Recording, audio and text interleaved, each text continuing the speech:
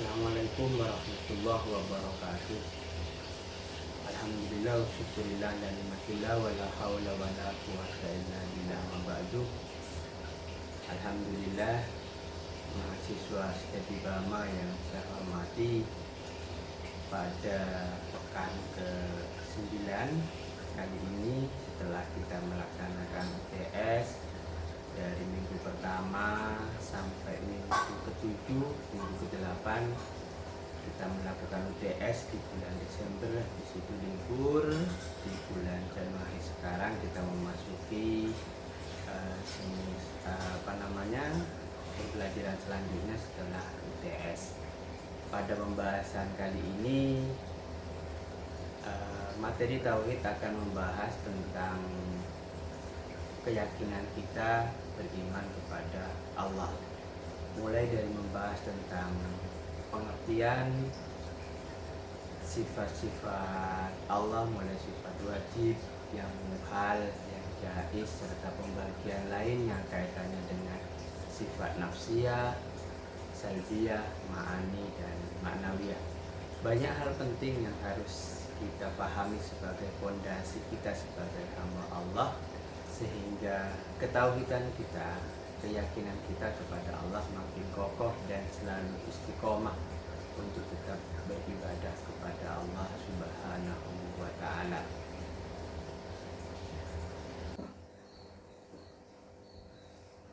Mahasiswa STB Bama yang saya hormati, pembahasan kali ini tentang iman kepada Allah. Pertama, garis besarnya adalah iman kepada Allah merupakan rukun iman yang pertama dari 6 rukun iman yang harus kita yakini, dan sifatnya adalah fardu ain. Fardu ain adalah wajib bagi setiap orang. Iman itu tentang keyakinan dikaitkan dengan keislaman kita. Maksudnya apa?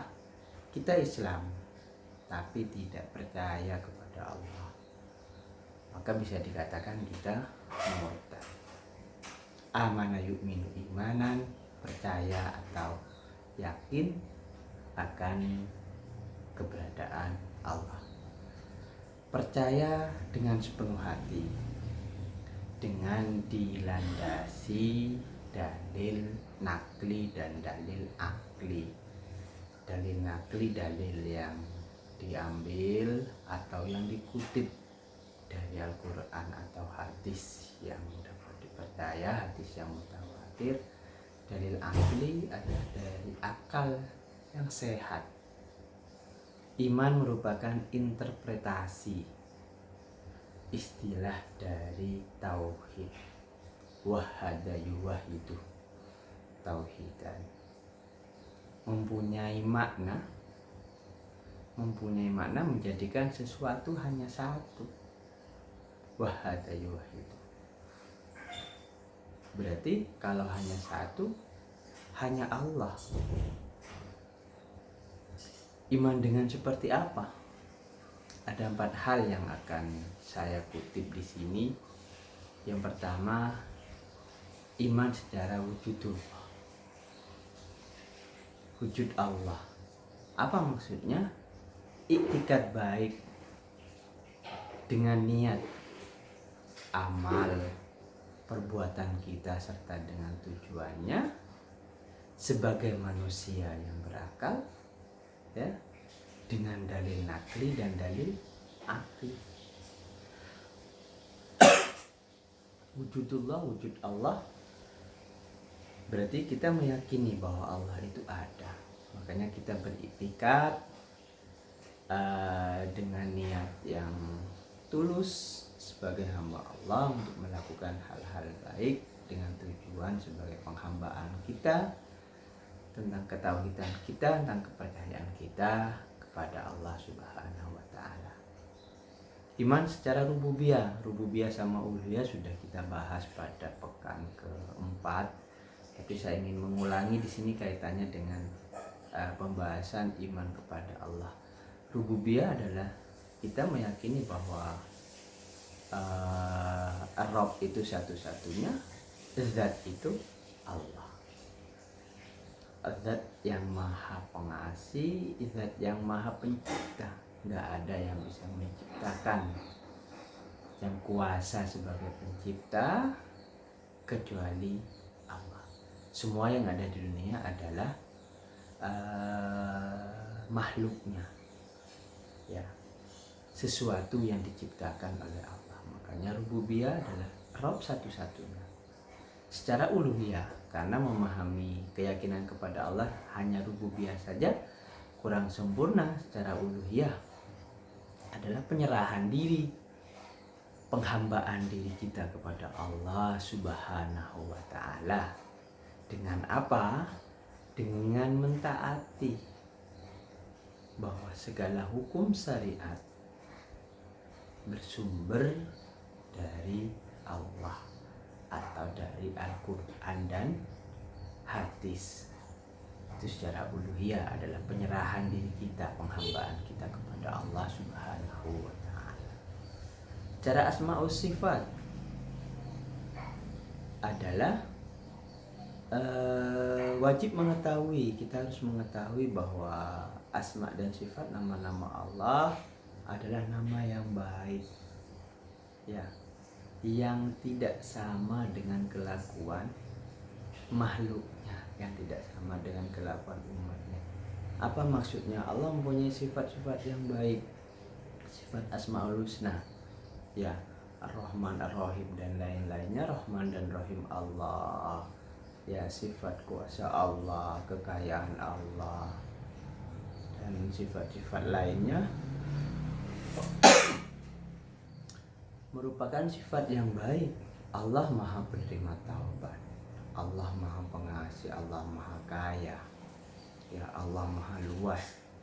Kita terbatas, ya, sifat kita terbatas, tidak sesempurna seperti sifat Allah.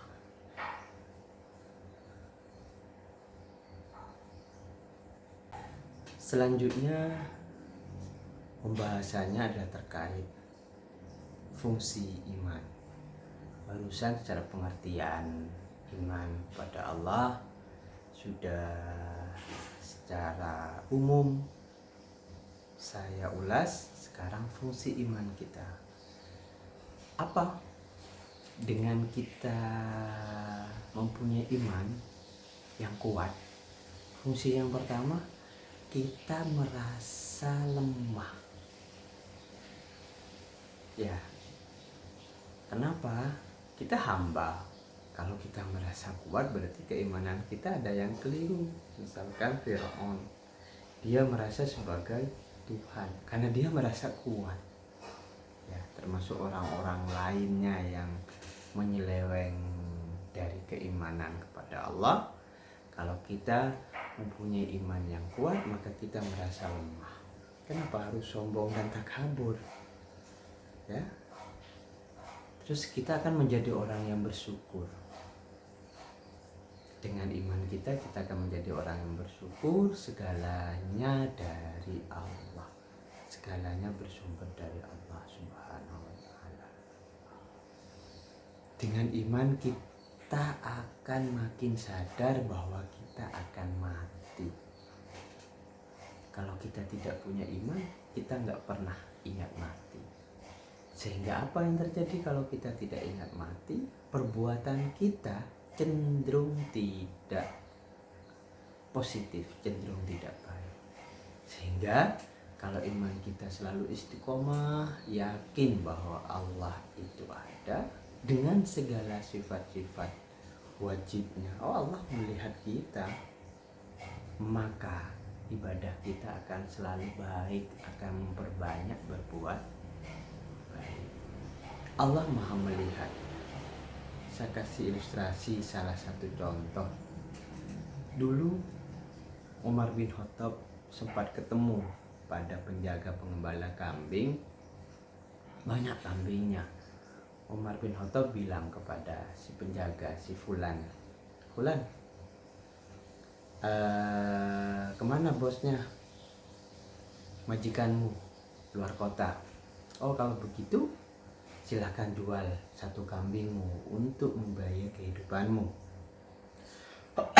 Jawabannya si penjaga kambing, si Fulan, majikanku tidak akan melihat apa yang saya perbuat, tapi Allah Maha melihat terhadap apapun yang saya lakukan. Umar tertegun. Kemudian dengan kejadian seperti ini, hikmahnya adalah iman yang kuat akan meyakini bahwa segala perbuatan kita selalu dilihat oleh Allah Subhanahu wa Ta'ala. Kita akan selalu menyembah dan bertaubat kepada Allah sebagai hakikat kita sebagai hamba Allah. Yang terakhir, fungsi iman adalah kita akan mempunyai akhlak yang mulia. Semua perbuatan kita, perbuatan yang kalian perbuat, akan menghargai, menghormati sesama manusia. Minimal kita menghargai diri kita sendiri. Kita akan jujur pada diri kita bahwa hari ini saya berbuat salah yang banyak. Saya sempat tidak sholat.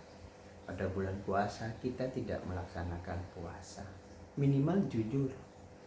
Karena kalau kejujuran tidak ada pada diri kita, maka ibadah kita tidak akan sempurna. Kita akan berbohong pada diri kita, nggak usah kepada orang lain, kepada diri kita. Kita nggak melaksanakan puasa, seakan-akan puasa ikut bareng berbuka sama yang lain, misalnya. Itu hikmahnya kemudian adalah hati kita akan merasa tenang. Kita akan merasa tenang dengan keimanan kita, jiwa sosial kita akan menjadi jiwa yang terpuji, akan menjadi jiwa yang istiqomah. Istiqomah dalam beramal soleh, dalam berbuat hal-hal kebaikan kepada Allah, yang tujuannya kita meyakini balasannya adalah surga. Sehingga di sini mendapatkan manfaat yang sangat baik adalah iman itu dapat menguatkan ketauhidan kita, penghambaan kita kepada Allah. Kita akan cinta kepada Allah dengan segala keagungan nama-nama Allah.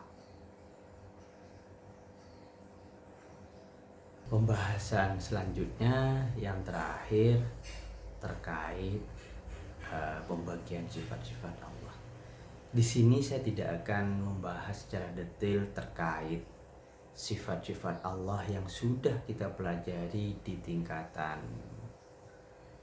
MTS, SMP atau di tingkatan MA, atau jangan-jangan kita sudah belajar di tingkat ibtidaiyah waktu itu mempelajari tentang sifat wujud kita, bakok sampai mutakaliman, malah sampai dijadikan pikiran. Saya di sini cuma akan ingin mengulang tentang pembagiannya sehingga bisa sekali lagi bisa menambah keyakinan kita, ketauhidan kita yakin kepada Allah. Yang pertama pembagiannya adalah nafsiyah. 20 sifat Allah itu dibagi menjadi 4. Yang pertama nafsiyah, salbiyah, ma'ani sama ma'nawiyah. Maksudnya adalah secara nafsiyah berkaitan dengan zat Allah. Di sini sifat wujud. Wujud lawannya sifat adam. Wujud keberadaan Allah di tingkatan sebelumnya mungkin di MI, di MTS, apa dalil naklinya sifat wujud? Ya, sudah banyak. Misal, alhamdulillahirabbil alamin, segala puji bagi Allah pemilik alam ini. Terus secara dalil aklinya, cara akal apa? Oh, sesuatu yang baru. Alam kita itu membuktikan tentang adanya Allah. Secara salbiyah, pembagian selanjutnya, salbiyah adalah sifat yang meniadakan adanya sifat sebaliknya, sifat yang tidak sesuai atau tidak layak akan kesempurnaan. Sifat kidam, baqo, mukhalafatu lil hawadisi, qiyamu bi nafsihi, sampai wahdani. Apa maksudnya sifat kidam? Ya, dahulu. Berarti tidak ada yang lebih dahulu dari Allah. Sifat wahdaniyah, esa, satu. Berarti Allah satu, yang lain lebih dari satu, memerlukan yang lainnya. Itu kaitannya dengan sifat salbiyah, pembagian sifat salbiyahnya Allah.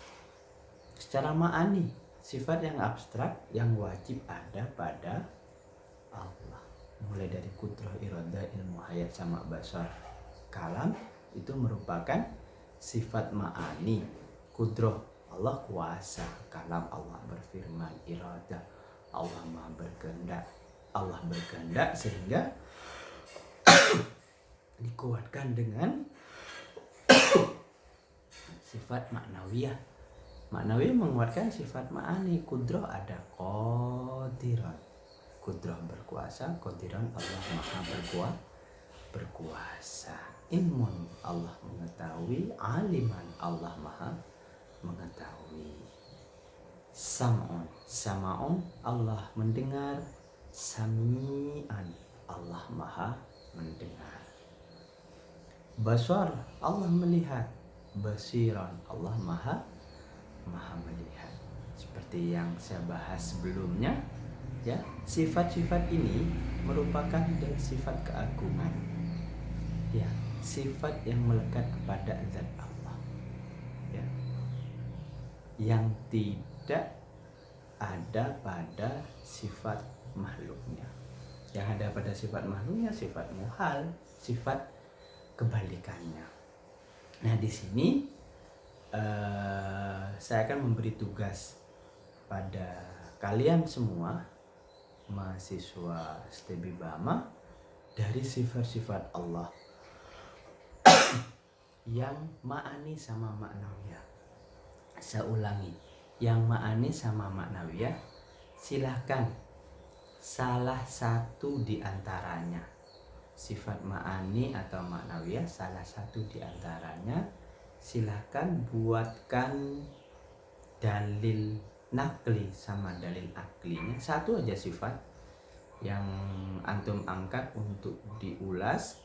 Dalil naklinya apa, dia diambil dari ayat nomor berapa, artinya apa, kalau itu hadis dari mana. Dalil aklinya silahkan dijabarkan sehingga bisa difahami untuk memperkuat terkait sifat yang Anda ambil. Silahkan nanti diisi di isian Google Form yang tertera pada video ini. Penutup dari saya, pembahasan terakhir adalah sifat jaiz yang sudah lumrah kalian pahami, yaitu fi'lu kulli mumkinin awdakuhu. Allah itu, ya, bisa mengerjakan apa yang dia kehendaki atau tidak. Misalkan saya punya kehendak bahwa hari ini itu harus ada gempa, itu kehendak Allah. Bahwa hari ini akan turun hujan, itu kehendak Allah. Dan Allah mempunyai kehendak juga untuk tidak melakukannya. Beda sama kita. Kita harus berusaha untuk melakukan sesuatu yang kita inginkan. Itu dari saya terkait pembahasan pada pertemuan kali ini. Semoga bermanfaat. Sekali lagi, ini kaitannya dengan keistiqomahan dan peningkatan keimanan kita kepada Allah Subhanahu wa taala. Wabillahi taufiq wal hidayah. Wassalamualaikum warahmatullahi wabarakatuh.